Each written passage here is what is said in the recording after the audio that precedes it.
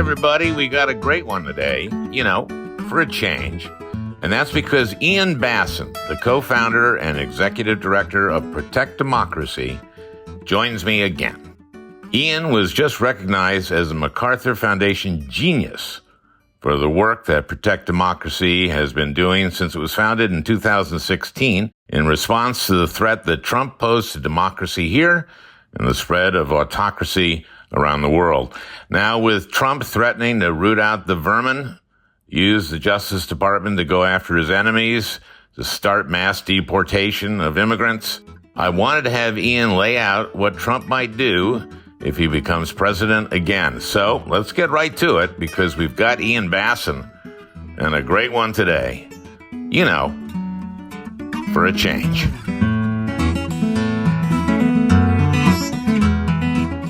First of all, thanks for joining us.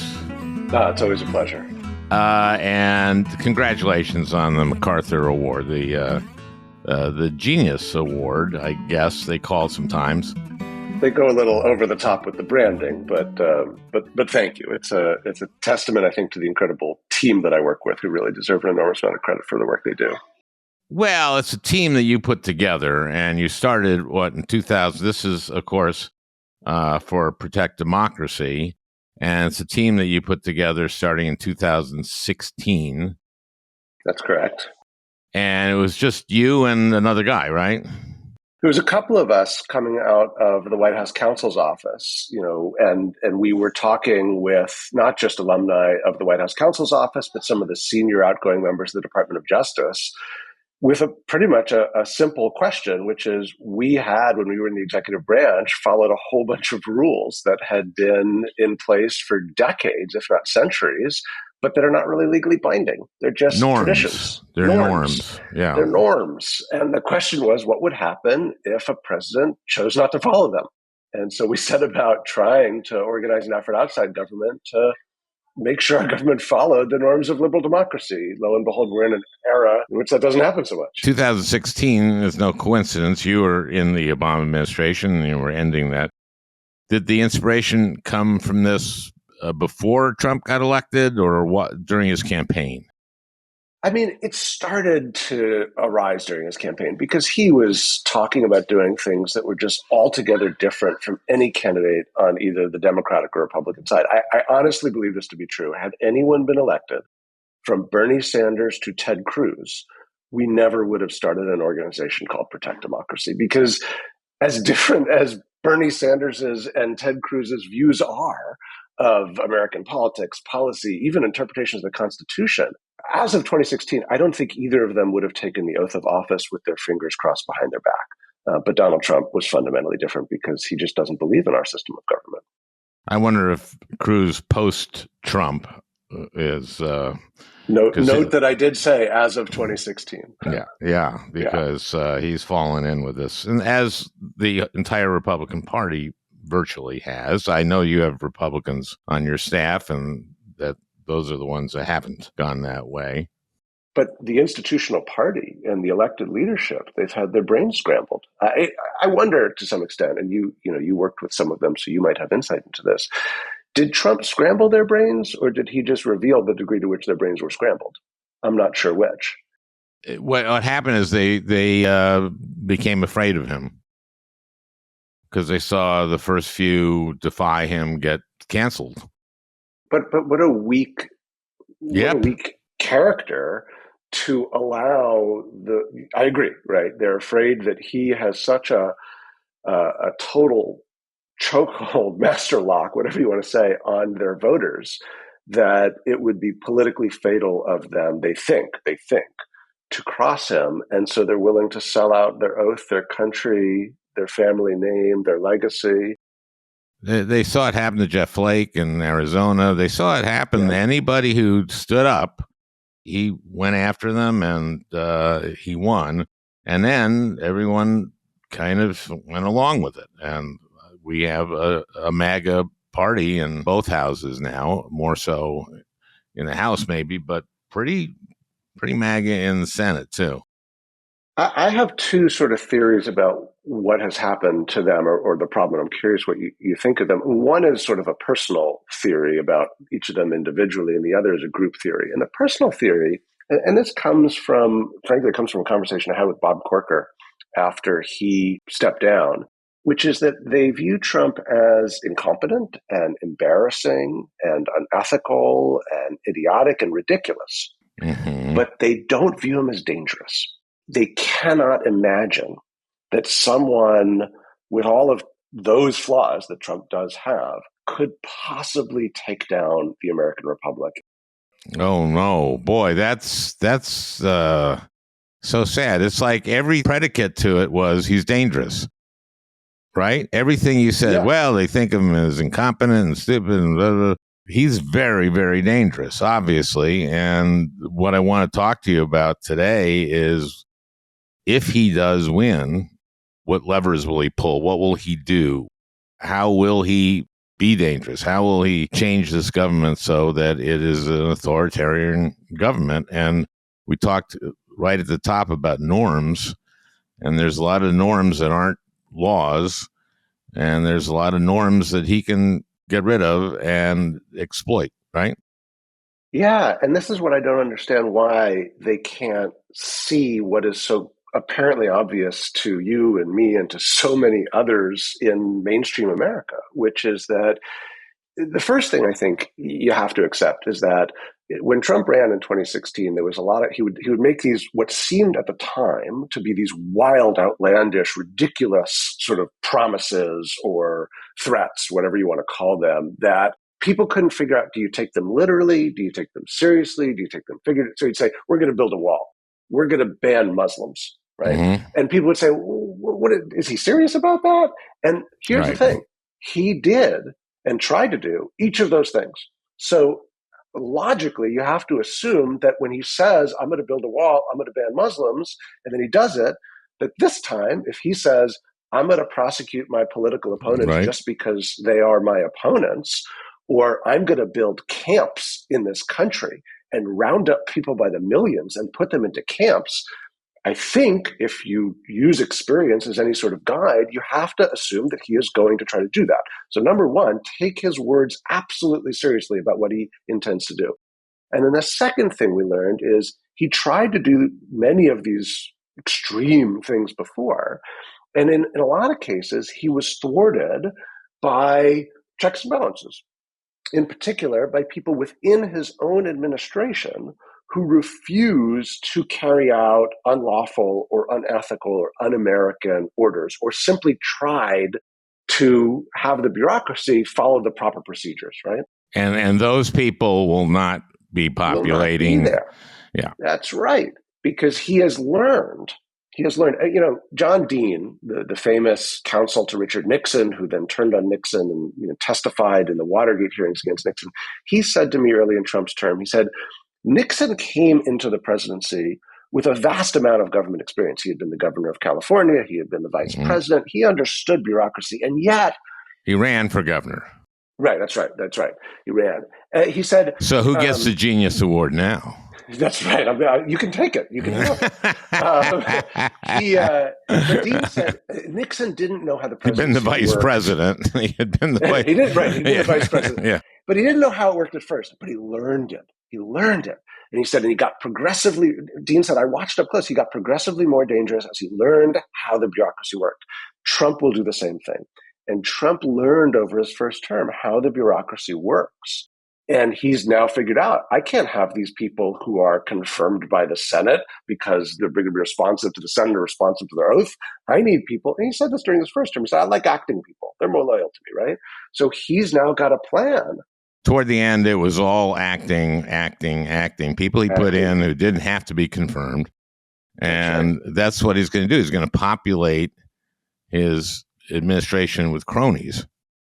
That's right. And fill it with people who will simply do his bidding, whatever it is, even if that were, as we said before, would violate norms, even potentially would violate laws, because who prosecutes the laws? He does. So if he tells someone to do something that violates a federal law, well, he can also tell his Department of Justice not to prosecute them. So now we've got a lawless administration. on Jen Rubin's podcast, which was very good, you said something about Viktor Orban that I thought was very interesting, which is Orban, how he became more an autocrat. And part of it was with the media and how he treated the media and how he took away government ads and threatened them. And you said that Trump seemed to be learning from that kind of thing. Yeah, there's a professor at Princeton, Kim Lane Shepely, who spent about a decade in Hungary while Orban's rise and takeover of government took place. And she studied it very closely and warned us early on when we started Protect Democracy back in 2017 to watch for the weaponization of the regulatory state to go punish critics of the presidency, because this is what Orban did. So there was a robust independent media sector in Hungary before Orban's second term. Now, another interesting parallel, Orban had been prime minister of Hungary back in 1998 through early 2000s. He lost. When he lost, you know what he said? He said it was fraud. He blamed fraud.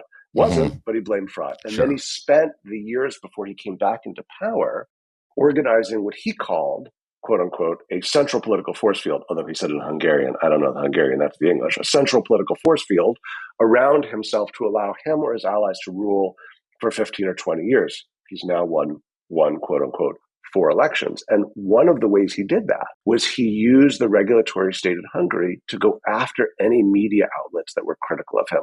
He would investigate them. He would audit their finances. He barred the government from advertising with them and ordered the government to advertise only with their rivals in the marketplace. And the government spent a lot of money on advertising. So this created an imbalance in the marketplace where these independent media outlets were really losing their ability to compete in the capitalist market system. Their market value dropped. And then as their market value dropped, all of a sudden, an investor would swoop in and offer to buy these media properties at a price well above what they were worth in the marketplace. And the owners thought, gee, that's a pretty good deal. We don't see how we're going to get back to profitability given the regulatory thumb that's come down on us. We should sell. This is a great deal. So they would sell the property. And as soon as they would sell it, it would become clear that the new investors were actually allies of the Orban Fidesz government. The government would lift the regulatory thumb. So all of a sudden, all the things that were suppressing the price and value of that property would go away. The value would go up. The investors would make a killing. And then they would fire all the independent journalists and hire a bunch of cheerleaders for the regime. And in that way, Orban converted what had been a fairly independent and open and free Hungarian press into a press that were just propagandists for him, which then, of course, stacked the deck every time he ran for re-election, because now the media was totally on his side. And Kim warned us that this would happen in the United States. And what did Trump promise during his campaign in 2016 when he didn't like CNN's coverage? He said, if CNN doesn't change its coverage, I'm going to block the merger of CNN's parent companies, merger Time Warner and AT&T. And lo and behold, when he comes into office, what does DOJ do? It tries to block that merger. And we saw over and over again, Trump use the regulatory state, just as Orban did, to try to go after his critics. He didn't like the Washington Post coverage. So Jeff Bezos, the owner of the Washington Post, also owns Amazon. So what did Trump do? He ordered the Postmaster General to raise shipping rates on Amazon to try to pressure Bezos into changing the editorial line of the Washington Post. It was straight out of the authoritarian playbook. So that's something we can expect. What else can we expect? I mean, what is a deep state? What does Trump consider the deep state, and what does that portend for a second term if we see one? We got to go back a little bit in history here, right?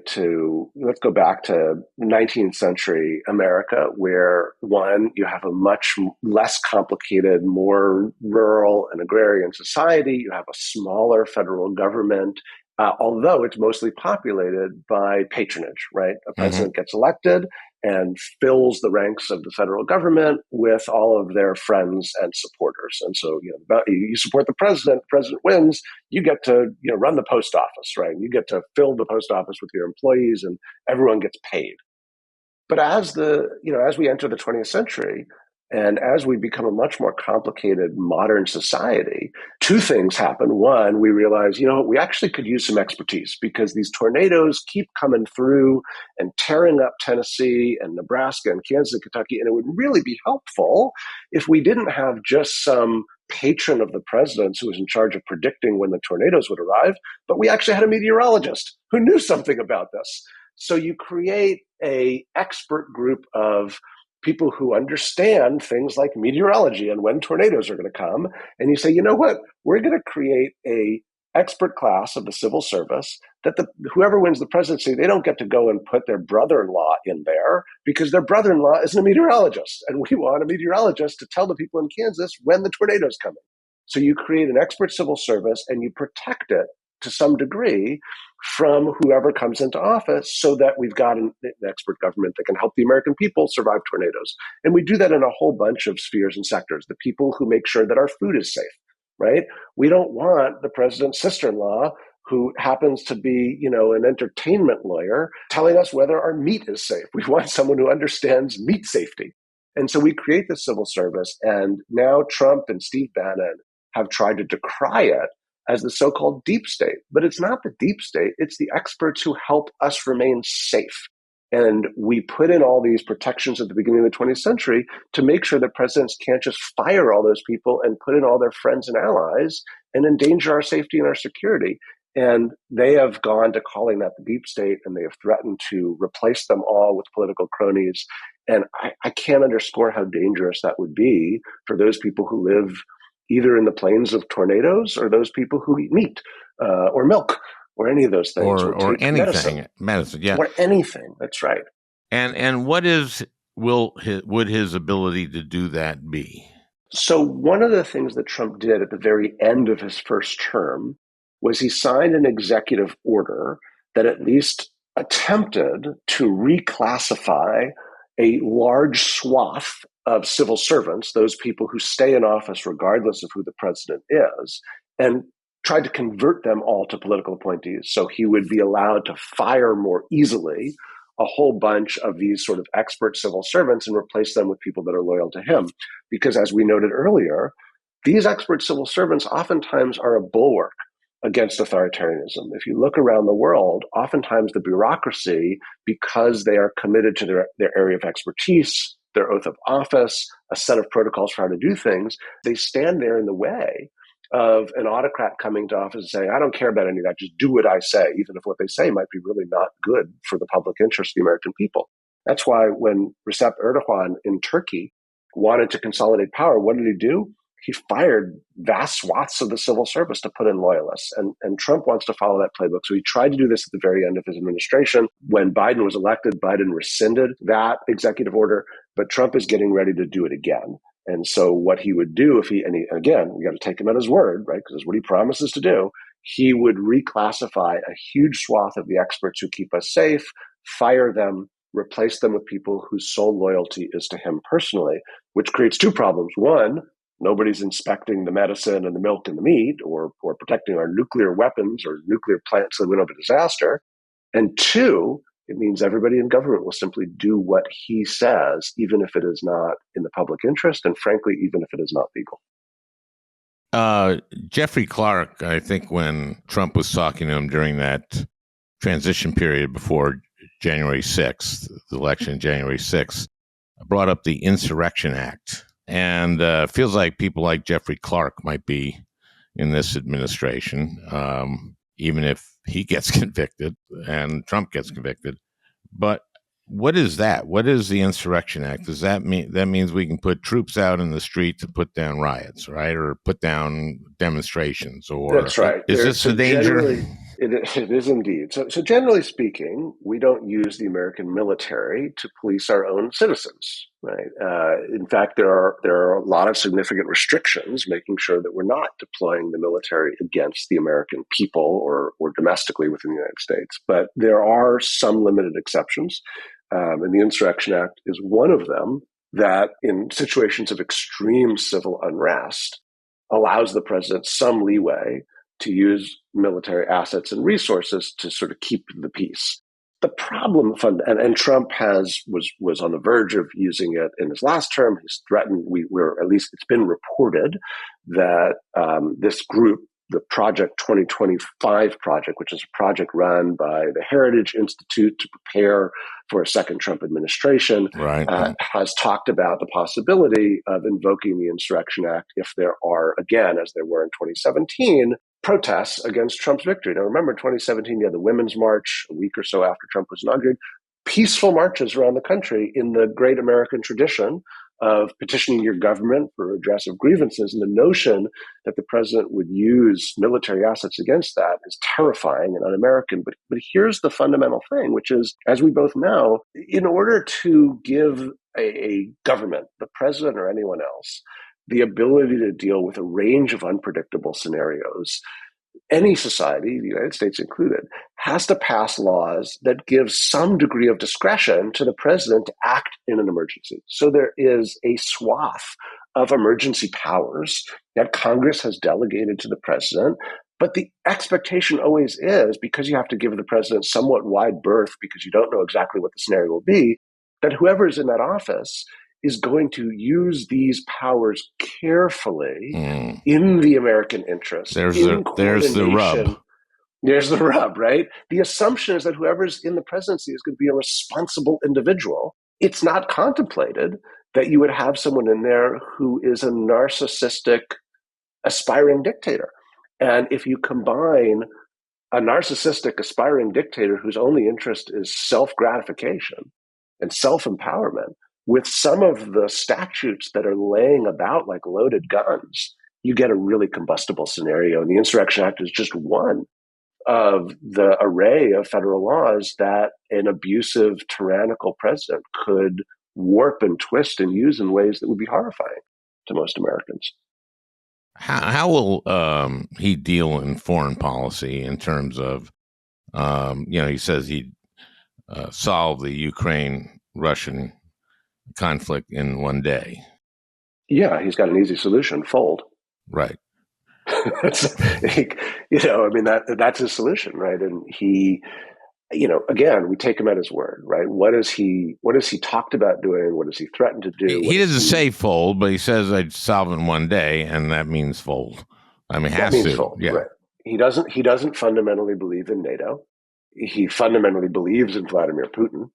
And so I think it is logical to assume that his solution would simply be to drop support for Ukraine, drop support and potentially likely withdraw the United States from NATO. And then Putin consolidates his hold over Ukraine, and not only over Ukraine, but probably sees that as an invitation to Putin has wanted to rebuild the Soviet empire. And so Putin then goes into the Baltics. And our allies in Europe realize that unlike in World War I and World War II, the U.S. is not coming to their aid anymore. Boy, if we did that, anyone in the Baltics, people would be shocked. Well, and here's what I find so wild about it. Right? Here's what I find so wild about it from just sort of like a patriotic American standpoint, which is we revere the greatest generation. We revere the fact that the United States defended the world from fascism successfully, that we were a member of the Allied powers that stood on the side of freedom and democracy against the Axis powers who stood on the side of fascism and authoritarianism. And what Donald Trump is essentially proposing to do is to switch our side from the Allied side to the Axis side. His allies, Donald Trump's allies, are Vladimir Putin, not the leaders of the free world. And I don't say this lightly, but I also believe it to be true. I think if Donald Trump were to return to power, we would essentially be replaying the 20th century and the 21st, just with the United States on the other side. Wow, that's scary. Let's talk about immigration and xenophobia. Right now, our immigration system is kind of broken. We have people coming in with asylum, and they get a number and say you're up in 10 years. And these are people legitimately seeking asylum from countries where there's violence and they need to come. But we just have a broken system. And I think this is going to be an issue in the campaign, right? Yep. And I'm not sure we have a winning argument on it other than we need immigrants. We need them to fill jobs. This is our tradition. This is, in this country, we're all immigrants. What do you see about if they're putting Stephen Miller back in, a return to cruelty is his point? I mean, look, nobody has been able to solve the crisis of immigration policy or the crisis at the southern border. Because as you know, we have people who are desperately fleeing poverty and crime, trying to come to the beacon of liberty, the United States, but our system isn't working. And Donald Trump was not able to solve the problem. Joe Biden is not able to solve the problem. It is not a problem that can be easily solved by a president who promises, I alone can fix it. So the first thing is, anyone who tells you that they can solve this is lying to you. We had, and you were in Congress, we had some efforts that could have potentially succeeded at a comprehensive immigration reform. 2013, we passed it with 68 votes in the Senate. That's right. And even prior to that, it almost passed under Obama. It almost passed under Bush. And I thought something interesting that George Bush wrote in his memoir after leaving the presidency, Decision Points. He blamed the gerrymandering problem for why immigration couldn't pass. And that was true in 2013 when the House was so gerrymandered that there was just no incentive for people to come to a reasonable compromise on it. So one, if we're going to ultimately solve this problem, it's going to have to be through a compromise. Well, what was he saying that they were gerrymandered so that if you won the Republican primary, then you were definitely going to win?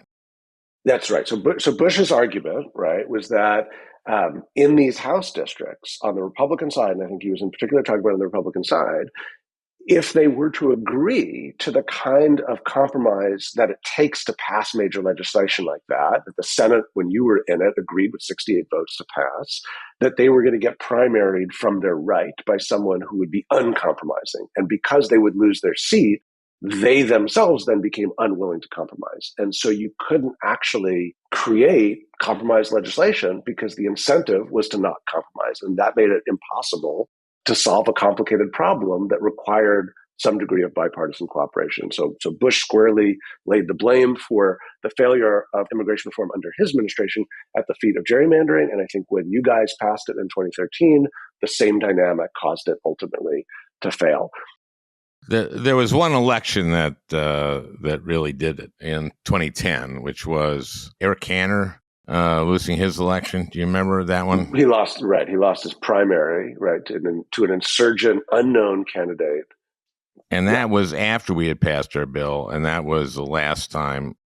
And that scared anybody else in the party. Yeah, the House was going to, but that was a big deal, and that was a lot of talk radio influenced that. Yeah, and so I think structurally that helps explain a little bit about why we're in this predicament where we can't actually reach some sort of compromise solution. But you also asked about Stephen Miller, and I think one thing that doesn't help the dynamic at all is simply inflaming the issue with hyper cruel and emotionally charged xenophobia and hatred. That's just not only is it unhelpful, it's un-American. And whatever solution we're going to come up with, most Americans are decent people. Most Americans are compassionate people. Most Americans, even if they are deeply concerned and upset about the flood of people coming into the country through non-normal legal channels, they still don't want mothers ripped away from their children. That is just not something that decent people would ever want. The separation of the kids from the family has got to be one of the sickest things they did. And I'm not sure they're not going to do it again. I think they likely are. And this is where they likely are. And this is where the structural problem of gerrymandering and the problem of, well, wait a minute, if most Americans are not mean, cruel, vicious people, why is a president planning to do something and potentially going to do it again that most Americans would want? And this is the gerrymandering problem and the problem of how we have structured our electoral system to allow for minority factions on the extremes to have outsized control over who gets elected to office. Isn't that a function of the Supreme Court deciding that they can't rule on partisan gerrymandering? 100%. And it's, Explain it's that for a second. So let's stipulate that over the course of American history, both parties have engaged in gerrymandering. Okay. Yeah. The Democrats have done it in the past, and still do. The Republicans have done it, and still do. Right. And the fundamental problem is that if one party does it, then the other party is put in a very difficult position of saying, well, we don't, and now I'm going to talk about the modern era, the current era, because right now you have Republicans doing it far more than Democrats doing. Republicans have gerrymandered themselves into a lock on control in a number of states, Wisconsin being one. Amazing. They're about to do it in North Carolina, Ohio, where the population of the state is split somewhere roughly down the middle. In a place like Wisconsin, it's pretty 50-50. Maybe in Ohio, maybe it's like 52-48, 53-47. And yet the makeup of their legislatures is almost supermajority, if not supermajority, on one side. So the way they have drawn the districts have allowed them, and in Wisconsin, in one election, they actually won a minority of the popular votes and got almost a supermajority of the seats. So they've rigged the system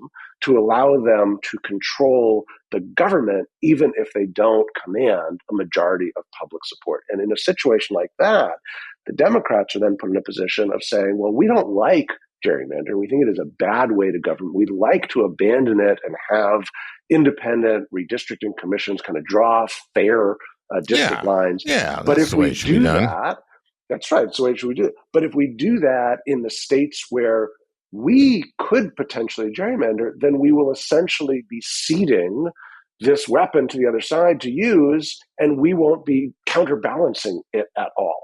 And so you get people, Democrats in states like New York going, well, if the Republicans are going to gerrymander Wisconsin or North Carolina and inflate their number of seats in Congress unfairly, the only thing we can do to try to level the playing field is to use the states we have control to inflate our number of seats. And so we'll do that, for example, in a state like New York or Nevada. What was funny in New York is that the state legislature overdid it, and the New York State Supreme Court struck them down. And screwed that up.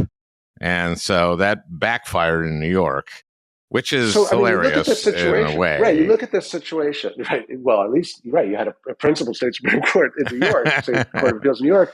But you think, what this is like? It would be as if one soccer team said, instead of just kicking the ball, we're just going to elbow everybody, we're going to knock them over, we're going to headbutt the other team. And there was no ref on the playing field. So then the team said, well, I guess we're going to get clobbered. We better do the same thing. So now, instead of a soccer game, you just have a brawl. Well, what's missing is a referee. That's why you don't have that happen in a soccer match. You need a referee. Well, who's the referee in this situation? The courts. So this is getting back to your original question.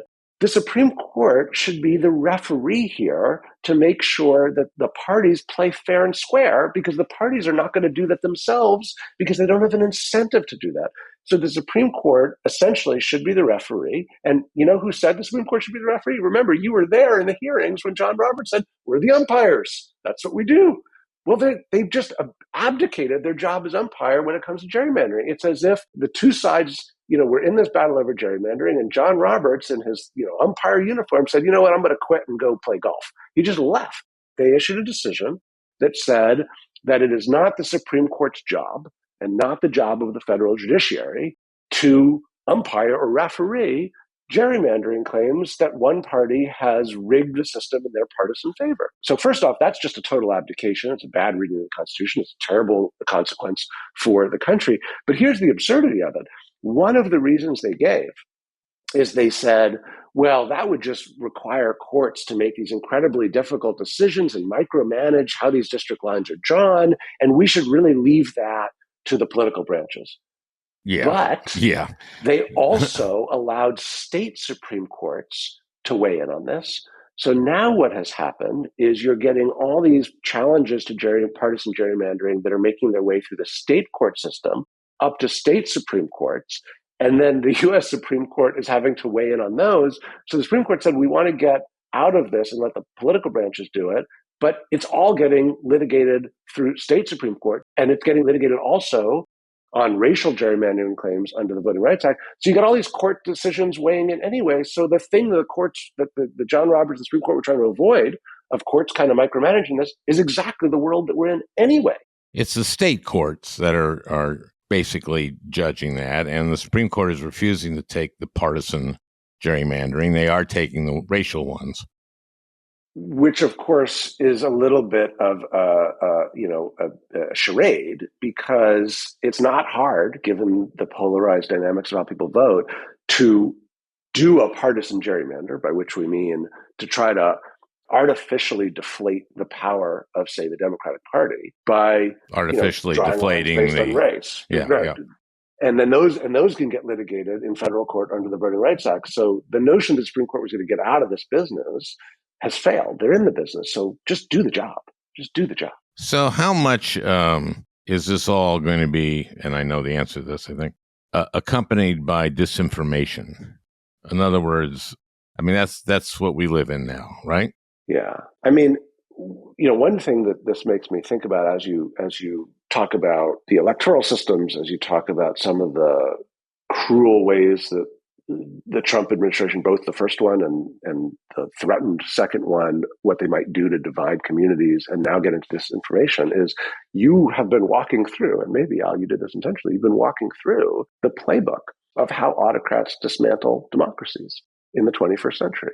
Because if you look around the world, from Venezuela to Hungary, from Turkey to Brazil, all these modern authoritarian movements, and they are rising in the 21st century. We're living through a resurgence of authoritarianism. Yeah, let me ask you about that. What is the trend? I mean, it is alarming, right? Yeah, if you look at political historians who study the history of different types of political systems, there's a general consensus that since its modern advent, democracy has risen and fallen in a series of waves. Right. So in the early 19th century, you get kind of an early wave of imperfect democracies, France, the United States, elsewhere. And it seems like democracy is rising, and then it goes backwards, right? Napoleon, et cetera. Then after World War II, you get a second wave of democracy as the sort of European colonial imperial powers pull back, and you get freedom initially and democracy initially in a lot of the formerly colonized nations, and you get sort of a birth of democracy there, and then that crashes as some of those nations turn autocratic after their nascent democracies fail. And then in the last quarter of the 20th century, you get the biggest and widest spread of democracy yet. And it seems like, as Frank Fukuyama famously said, it's the end of history. And that's the end of the Cold War. The end of the Cold War, the Berlin Wall falls, and that's it. The third wave is going to be the last wave, and democracy will simply be the only game in town. Phew. But then, surprisingly, but then, oops, right? Sort of like the last scene of the horror movie where you thought the monster was dead, and then, nope, there it is in the backseat of the car. All of a sudden, in the early aughts, democracy wobbles, and you start to see in places like we've talked about, Hungary, Poland, Venezuela, you start to see these democracies that seem to be consolidating wobble and give way to these new modern authoritarian movements. Even Russia had a moment that... Even brief though it was, right, Russia had this brief moment where it was dabbling in the idea of democracy that crashed very quickly. And so now you get these authoritarian, and China went through a period of reform, right, that Xi has now really reversed and created a one-man dictatorship. Well, he's like a real communist. I mean, in other words, he's not as big in a market economy as his predecessor, right? Right. You had a whole bunch of reforms, and you had market capitalist reforms in China that we thought might precede more liberal democratic reforms. But the other thing that Xi has done, right, is that China had built a whole bunch of internal protections against the sort of one-man rule that Mao had embodied that had done such incredible harm to the country, and Xi has dismantled a lot of those. So you see across the world these kind of authoritarian movements, and they do the same things kind of everywhere. They politicize independent institutions like the civil service. That's where you and I started our conversation. They spread disinformation, as you just alluded to. They aggrandize executive power and undermine checks and balances. They quash dissent through quashing independent media. We've talked about that. They go after vulnerable communities like immigrants. We've talked about that. They corrupt elections, right, through rigging systems. We've talked a little about that. And the one thing we haven't talked about yet, and I imagine we might get to, is the last part of the authoritarian playbook: they incite violence. Yeah, well, that's invoking the Insurrection Act. Right, but the Insurrection Act would use government forces. And what a lot of these autocrats do is they incite and wink, wink, nod, nod to almost private paramilitaries, right? Stand back and stand by is what Donald Trump said during that Oh, famous right. presidential debate. And that was to the Oath Keepers or That was to the Proud Boys and the Oath Proud Keepers, Boys? right? Yep. These two, right, to the Proud Boys. I think specifically in the debate, it was to the Proud Boys, right? But these are non-governmental entities. These are private, essentially militia groups. And what these autocrats do is they use these private militias as thugs. Mubarak did this in Tahrir Square, right? When the protesters in Tahrir Square were trying to dislodge the 30-year dictator, Mubarak unleashed private militias to go in and beat the protesters. Assad did this in Syria when the Syrian people were organizing peacefully for an end to their tyrannical regime. It was not the Syrian government that came after them. It was these private thugs that Assad essentially winked at and said, you do it. And Trump did that as well with the Proud Boys, with the Oath Keepers. That was January 6th, right? It was Right. it was unleashing private violence. And so I think, I said we might get to it, and here we are. The last thing that we need to really fear in another Trump term is an increase in that sort of violence that we saw on January 6th. You're talking like brown shirts. The goose steppers. So we got to prevent this from happening. Yeah. And that is by winning an election, right? Yeah, there's no other way around it, right? Which is, well, we could talk. There are some interesting arguments percolating through the courts about, Trump's eligibility. But I think putting those aside, because I think it's That's unlikely 14th those ultimately Amendment. succeed. Yeah, I think Yeah. important provision of the Constitution, probably not gonna be the thing that saves the country, but it is an important provision of the Constitution. We shouldn't read it out of the Constitution. But ultimately, the only thing that can save democracy is democracy itself. And if we as a country, knowing full well what Trump is promising to do, overwhelmingly vote for it, that's the situation in a place like India, right? So there are some countries in which these autocratic movements have come to power, even though they don't command majority support. So if you look at a place like Poland, the Law and Justice Party, that we should actually talk for a minute about Poland, because it's a really interesting story and a good news story about what happened there. But Yes. when the Law and Justice, this sort of illiberal, nationalist, authoritarian, curious party in Poland first came to power, it was on plurality support. They didn't have majority support. And back in 2017, our organization organized a summit on democracy where we invited people from other countries who had been battling these autocratic movements to come and offer us advice in the United States as we were getting ready to enter this phase. And an opposition minister from Poland named Agnieszka Pomaska, we asked her, what's your advice for Americans? You've been battling this for a long time. And I'll never forget what she said. She said, don't let the pro-democracy coalition fracture. That was what they had learned in Poland, is when the people who believed in democracy infought with each other and fractured and split, it created an opening for the autocratic party to come to power even without majority support. And so how do we stop all of the stuff that you and I have been talking about in the last 40 minutes from coming to pass? We don't let the pro-democracy coalition fracture.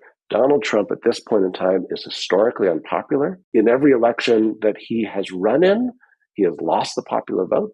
In every election in which Trumpism, even if Trump himself has been on the ballot, even if he wasn't, it's gotten beaten badly. And that's because we have in this country a 55, if not 60% anti-MAGA, anti-authoritarianism majority. The problem is it fractures in elections. And the threat, I think, next year in 2024, is that all of these third-party candidates and movements, whether you're talking about Cornel West or Robert Kennedy Jr. or no labels and whoever they put up. They threaten to Jill fracture. Stein is at it again. Jill Stein. And why? They that's right. And why? Why? These movements threaten to fracture the pro-democracy coalition, and they are how we could end up with the Polish situation of an authoritarian government coming to power and being very difficult to dislodge and not having majority support. Okay. Well, in other words, we have to stick together and not fracture. Yeah, that's right. We hang together or we hang separately, as has been famously said. Well, thanks, Ian. We need your leadership on this to keep us on track and keep us unified. Okay.